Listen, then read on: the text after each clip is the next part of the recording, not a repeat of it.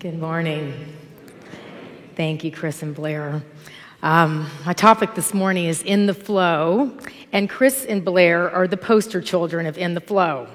Okay, so in the flow of life is allowing that amazingness that is you to flow into the world.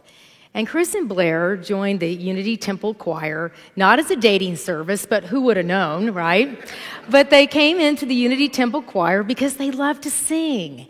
And by being in the flow and having their heart open, they fell in love, and they sang that song to one another at their wedding a few months ago on a deck out in the middle of Lake Weatherby with the water flowing by. So you too, live in the flow. They're great teachers, and let's give them.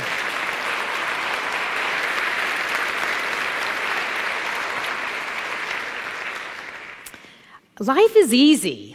Do you tell yourself that often? Why don't we just say that together? Life is easy. Yes, there is this flow that is always happening in life. And my question to you this morning is, are you living in the flow?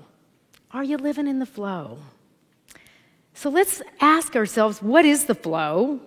How do we live in the flow or not live in the flow? And how do we let this be a way of life? Eric Butterworth, one of our most famous Unity ministers and a man that wrote many, many books, wrote a book, In the Flow of Life. And in that book, he says that we are inexorably linked to the transcendent flow of life. Inexorably. I could barely pronounce it, so I had to look it up. And it means that it cannot be altered. We are permanently linked to the transcendent flow of life. We hear, go with the flow. There's a quote in our bulletin, Emmanuel Tenney, that says, as your faith strengthens, you realize you don't have to control life. Anybody want to control life? And you understand that there is a flow that goes where it will to your delight and benefit. To your delight and benefit. So going with the flow is the way to do it. It's the way to live. So let me tell you a story. There was a group of creatures that lived at the bottom of the river. And the current flowed across the creatures, good and bad, old and young, poor and rich, flowing, knowing its crystal self. Now these creatures hung to the twigs and the rocks because clinging and resisting the current had become their way of life and what they learned since birth, clinging. And one of these creatures finally said, I cannot cling anymore. I cannot see where this current goes, but I know that the current knows where it needs to go, and I know that it will take me, and I will allow it to take me where it will. Because clinging, I will die of boredom. And the other creatures at the bottom of the river said, fool, if you let go, you're going to get bruised and bumped by that current, and you'll die way before you die of boredom. And he heeded them no more. He took a deep breath. He let go. And he was bruised and bumped a little bit, but pretty soon he got comfortable to living in the flow. And deciding to cling no more, the flow became his way of life. And pretty soon he flowed over another group of creatures clinging to the bottom of the river. And they said, look, there's the Messiah. He's learned how to fly. And the other creature said, yes, he's come to save us. And he looked down at that group, that village of clingers, and said, no, I'm just like you. But I finally figured out the river delights in lifting me up. And all I had to learn to do was to let go. And he floated on past, and the village was left telling stories of their Savior. Can we relate to this story? Are we clinging, or are we going with the flow?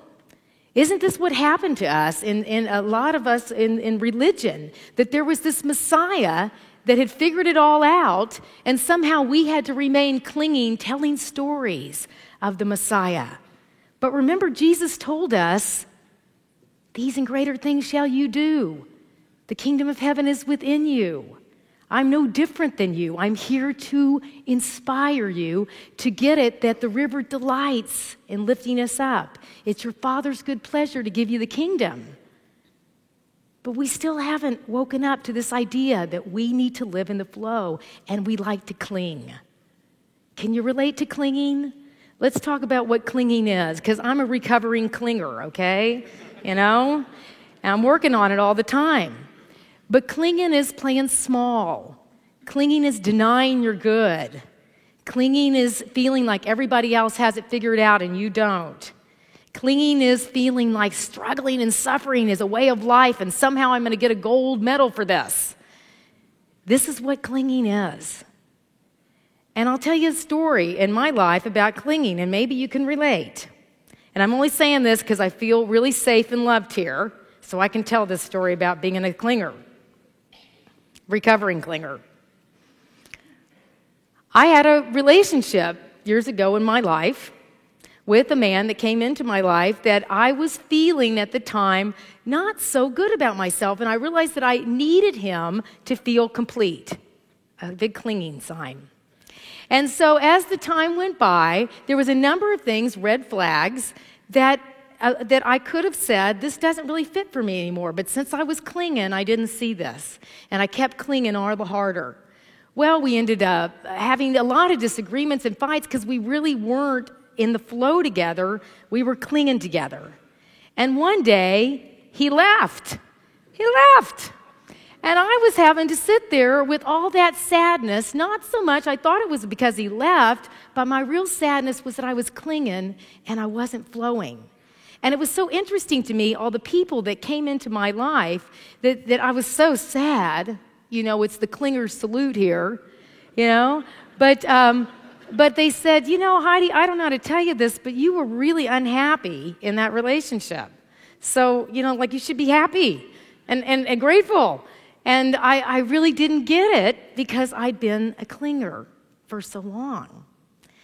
And I recognized that being in the flow, the other aspects of being in the flow, are that life is easy. That there is something that happens, that I get to grow with everything that happens to me.